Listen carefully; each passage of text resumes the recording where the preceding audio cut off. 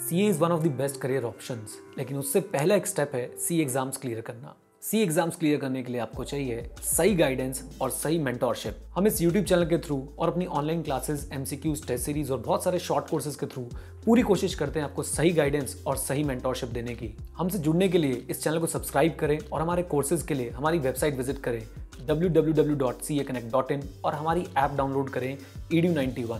CA fraternity हमें जानती है हमारी बेस्ट क्वालिटी क्लासेस के लिए, लो फीस के लिए, एमसीक्यूज के लिए, टेस्ट सीरीज के लिए और हमारे शॉर्ट टर्म कोर्सेज के लिए। इस चैनल को ज़्यादा से ज़्यादा लोगों के साथ शेयर करें, खासकर अगर आपके जूनियर, सीनियर, फैमिली में आसपास कोई भी सीए कर रहा है तो ज़रूर उसके साथ शेयर करें। हे गाइस व्हाट्सअप, कैसे आप लोग? तुषार पार दिस साइड। एंड गाइस आज हम लोग आगे बढ़ते हैं हमारे एमसीक्यू के थर्ड सीरीज पे। अब तक हमने 2 वीडियोस अपलोड किए एमसीक्यूज के, जिसमें हमने अब तक के 20 एमसीक्यू डिस्कस कर लिए थे। आपके ICAI के जो वेबसाइट है वहाँ से हमने कुछ एमसीक्यूज पढ़े थे। आज उसी सीरीज में हम लोग और आगे बढ़ते हैं, 10 और एमसीक्यूज आज डिस्कस करेंगे। और आज मैं कुछ नया करने वाला हूँ, ठीक है ना। आज मैं आपको 2 एमसीक्यूज के आंसर नहीं दूंगा, तो मैं चाहूंगा कि आप कमेंट बॉक्स पे नीचे में लिखे कि इस एमसीक्यू का आंसर क्या होगा, ठीक है। बट आंसर कब लिखेंगे? जब आप पहले जा करके वो प्रोविजन पढ़ेंगे, उसको रिवाइज करेंगे, उसके बाद आप आंसर देंगे और देखते कितने लोग उसका आंसर सही दे पाते हैं, ठीक है ना। कोई प्राइज मिलेगा नहीं, इट इज़ इमेजिनेशन वाला प्राइस रहेगा। आपको खुद को तसल्ली करनी पड़ेगी। आप अपने चॉकलेट पर खरीद करके खुद खा सकते हो अगर आपको लगा कि आपका आंसर सही है तो, ठीक है ना। So what will be the answer, I will tell you later on, but there are 2 MCQs for which I am not giving you the answer today. Will be discussing the topics and let's see कितने लोग उसको लिख पाते हैं, ठीक है। तो चलिए स्टार्ट करते हैं। MCQs आपके सामने स्क्रीन पर ये रहा, ठीक है। मल्टीपल चॉइस क्वेश्चन में आज हमारा नेक्स्ट क्वेश्चन है, सिंपल सा है पहला क्वेश्चन, जिसका आंसर मैं आपको आज देने वाला नहीं हूं, ठीक है। Wide infra limited is a company with 1350 members. Wide infra limited कौन सी कंपनी है? Public company. कितने मेंबर्स है कंपनी में? 1350, 1350, ठीक है। बहुत इंपॉर्टेंट है एक वर्ड। EGM हो रही कंपनी की। EGM of wide infra limited was scheduled on 15th November 2018 at 11 AM, okay. On the day of meeting 3 members were present at 10:45। Meeting 11 बजे की है, 15 मिनट पहले 3 मेंबर आ चुके हैं। मीटिंग स्टार्ट कब होगी? 11 बजे। बट कब स्टार्ट होगी? जब सर कोरम आ जाएगा। क्वेश्चन ये है, what number of members is required to fulfil the quorum requirement. कितना कोरम चाहिए इस मीटिंग में और कितने बजे तक के? तो आपके 4 ऑप्शंस है ये। एडिशनल 4 मेंबर चाहिए 11:30 तक के, तो 3 थे और 4 आ जाएंगे तो 7 हो जाएंगे। या फिर 4 मेंबर चाहिए 11:15 तक के, 11:15 तक के। ऑप्शन नंबर 3, एडिशनल 12 मेंबर्स चाहिए 11:30 तक के। या ऑप्शन डी, एडिशनल 12 मेंबर्स चाहिए 11:15 तक के। इस पे 4 में से एक आंसर राइट है। कौन सा आंसर राइट है? इस बार येलो नहीं होगा, इस बार येलो नहीं होगा आंसर। इस बार आपको आंसर देना है A, B, C या D। चारों में से कौन सा ऑप्शन सही है? आपको पहले क्या करना होगा? सेक्शन नंबर 103 कोरम, ये टॉपिक पढ़िए, समझिए अच्छे से और आंसर दीजिएगा which is a better option, पहला, दूसरा, तीसरा या चौथा, ठीक है। क्लियर है क्वेश्चन? कंपनी का नाम है वाइड इंफ्रा लिमिटेड, मतलब पब्लिक कंपनी है। कितने मेंबर है कंपनी में? 1350 मेंबर्स है और मीटिंग 11 बजे की है। 11:15 बजे 10:45 के आसपास 3 मेंबर आ चुके हैं। कितने मेंबर चाहिए सर और कितने बजे तक के चाहिए? ठीक है, आंसर नहीं दिया मैंने आपको, आपके ऊपर है, एक क्वेश्चन आपके ऊपर है। अब यहां से मैं आंसर दूंगा। अब आपको S&T Limited decided to shift its registrar office from jurisdiction of one ROC to other ROC. S&T Limited complied with the provisions of Companies Act and it did all the relevant filing within the due date of the time of the and RD ने उसको approval भी दे दिया। 26 जून को approval दिया। ध्यान देंगे आखिरी line, 26 जून को RD ने अप्रूवल दिया। अब when the RD gives approval, you need to inform to ROC. Question is by what time you will inform to ROC? कौन सा डेट रहेगा जिस दिन आप ROC को इन्फॉर्म करेंगे? Which date? Date.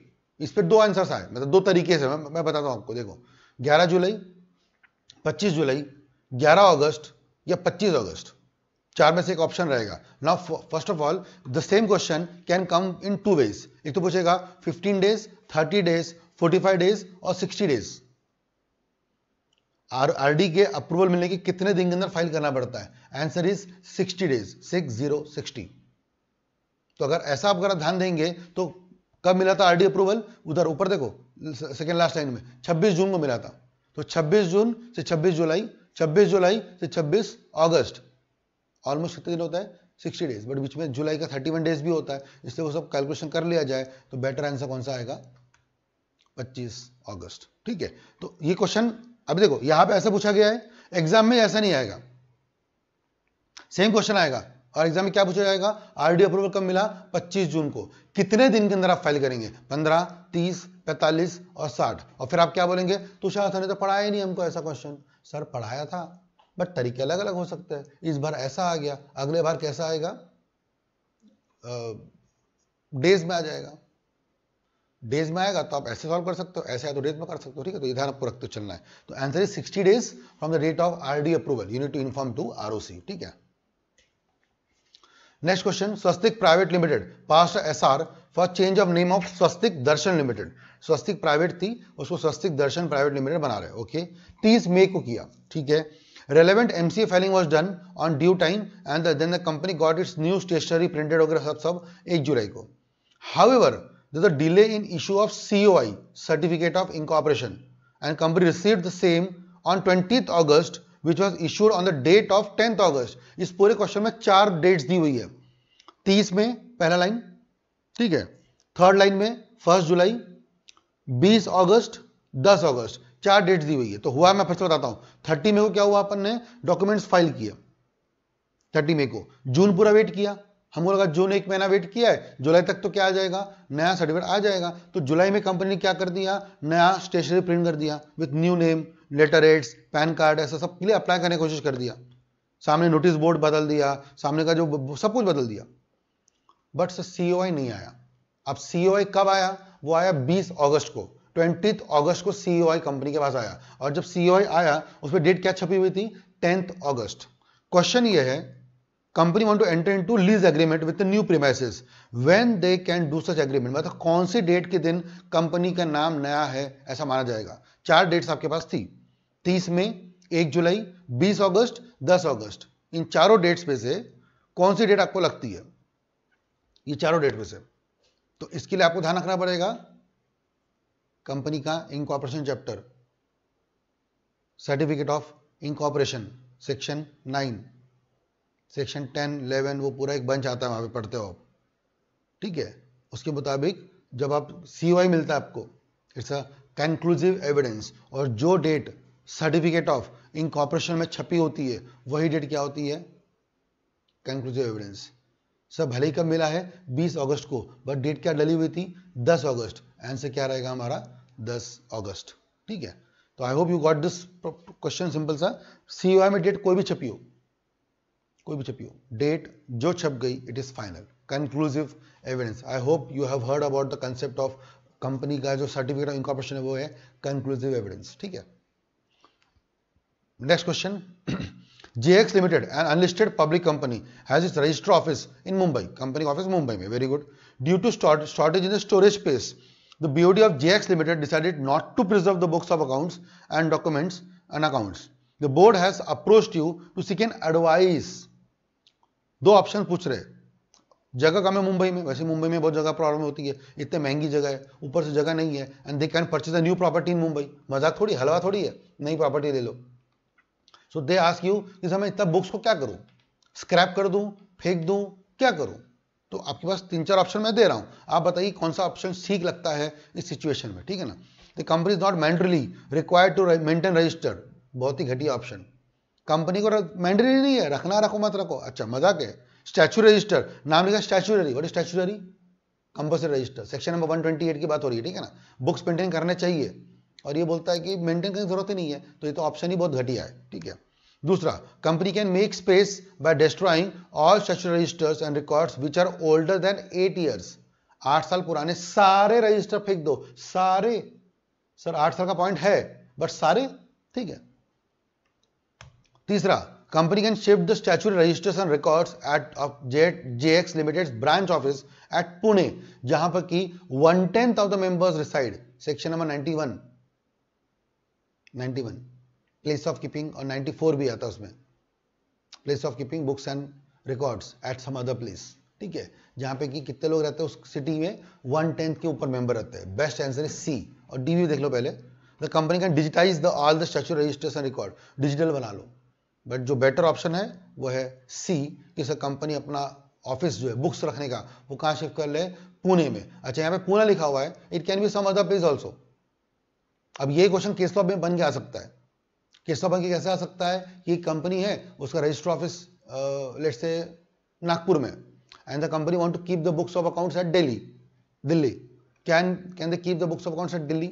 Yes, provided company के अगर जितने भी मेंबर्स है उस मेंबर्स के 1/10 कहाँ रहते हो, दिल्ली में या कानपुर में या लखनऊ में या कलकत्ता में, जहां पे भी whenever you want to shift in India तो आप उसको शिफ्ट कर सकते हो, बट 1/10 होना चाहिए वहां पर रहने वाला। तो इसका लॉ पढ़ोगे, आप पढ़े होंगे शायद ऑब्वियसली अपने, ठीक है।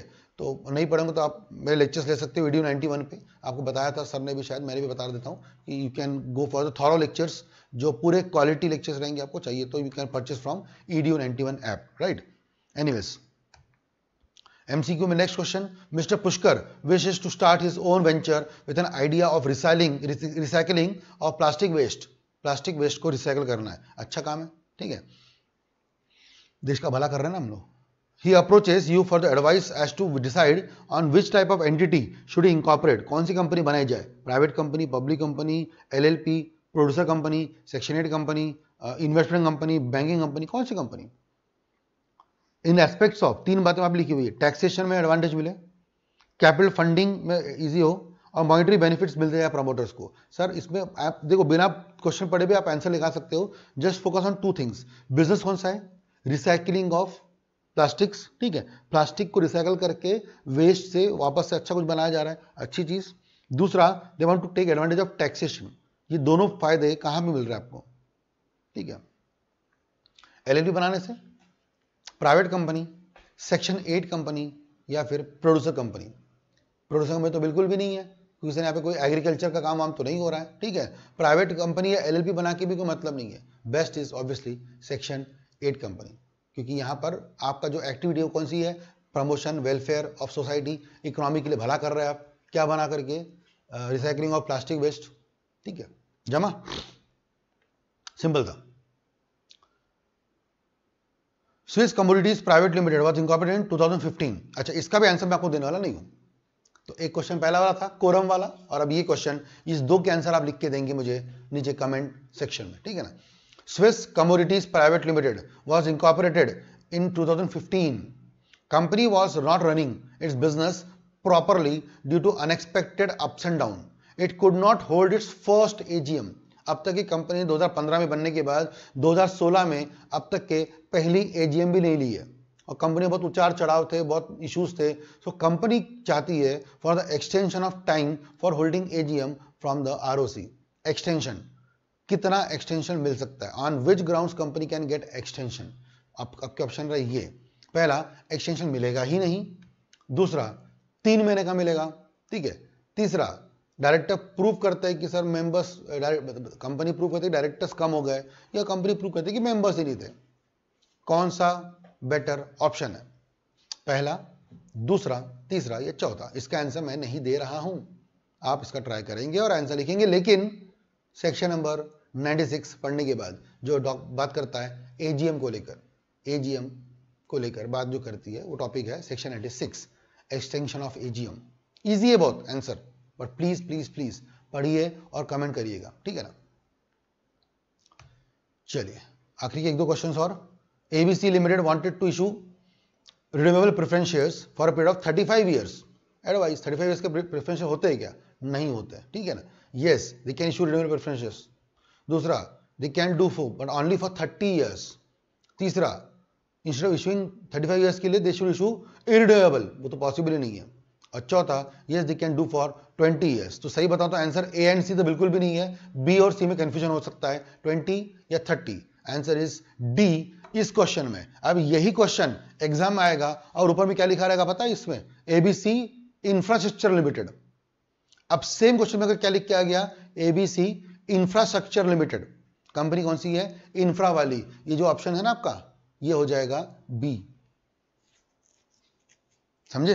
कई लोगों को पता होगा, अगर कंपनी कौन सी है, इंफ्रा वाली, तो 20 ईयर्स की जगह पे कितना हो सकता है, 30 हो सकता है। अगर कंपनी कौन सी हो, इंफ्रा वाली, तो कंपनी इंफ्रा वाली हो। इंफ्रा के अलावा कोई भी कंपनी हो, मैक्सिमम 20 ईयर्स। इंफ्रा के अलावा कोई भी कंपनी 20 ईयर्स, इंफ्रा कंपनी हो तो it can go for 30 years.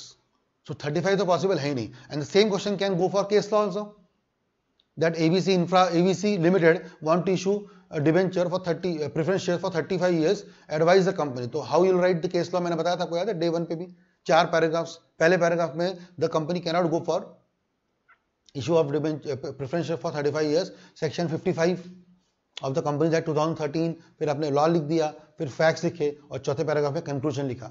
याद है, बताया था मैंने आपको.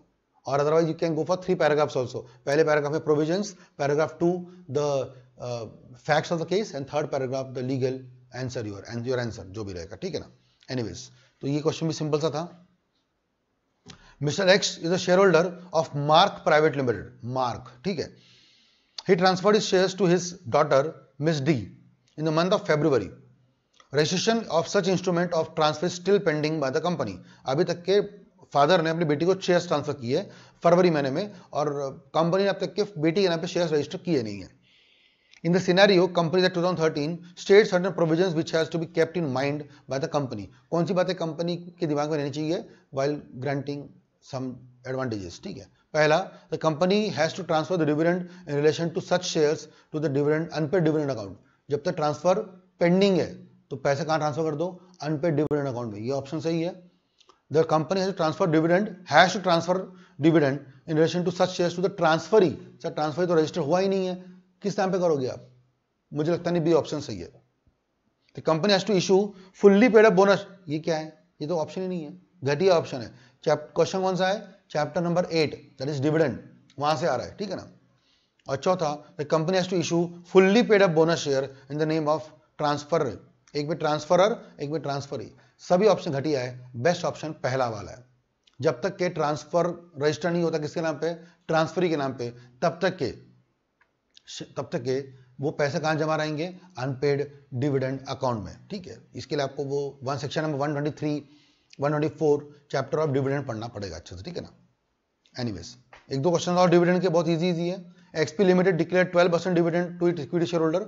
However company miss to transfer unpaid dividend account to the bank account after 40 days also. Law के मुताबिक 30 डेज में ट्रांसफर करना पड़ता है, within 30 days of the date of declaration of dividend.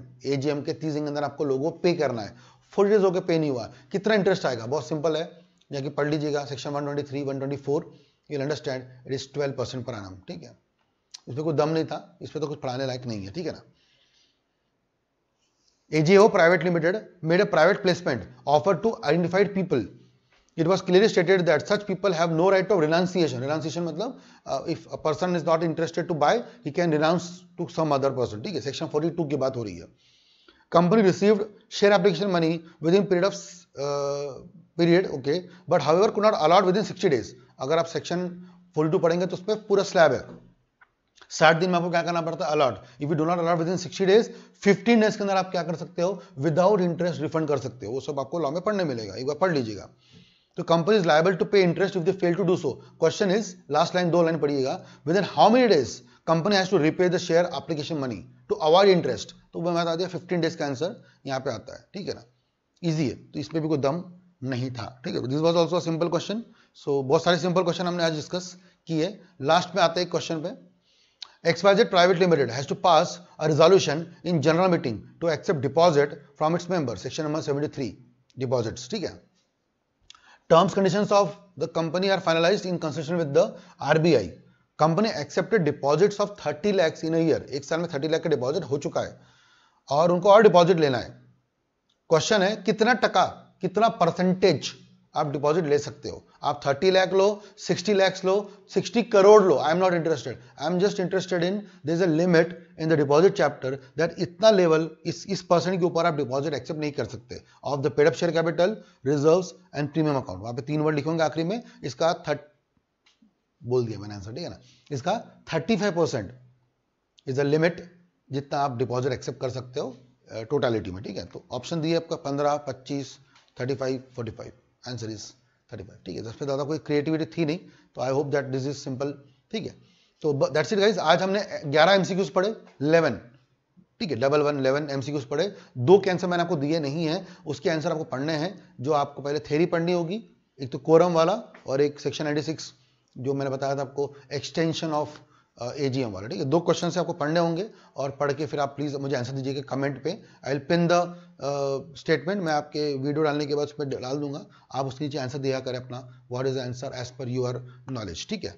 तो I again needless to say, if you really think that मेरा तरीका अच्छा है पढ़ाने का, आपको मजा आ रहा है, तो प्लीज प्लीज प्लीज वीडियो को लाइक करिए, ठीक है। मुझे लाइक करिए। मुझे लाइक कैसे करेंगे आप? तो sir you can always visit my channel logical Guruji also, you are seeing this video on Neeraj Arora sir's class channel. Also comment down below whatever you think about me and my way of teaching and everything, ठीक है। And subscribe to my channel, ठीक है, जो मैंने बताया था आपको। Also like my Facebook page Tushar Pahad, CS Tushar Pahad, and my channel logical Guruji, right guys. सो इतना था आज के वीडियो में, बहुत सारी बातें हमने डिस्कस किया, तो आई होप आपको पसंद आया होगा आज का वीडियो ये वाला। बहुत सारी अच्छी अच्छी बातें हमने MCQ पढ़ी। अब तक 3 वीडियो में हमने 31 MCQs पढ़ लिए।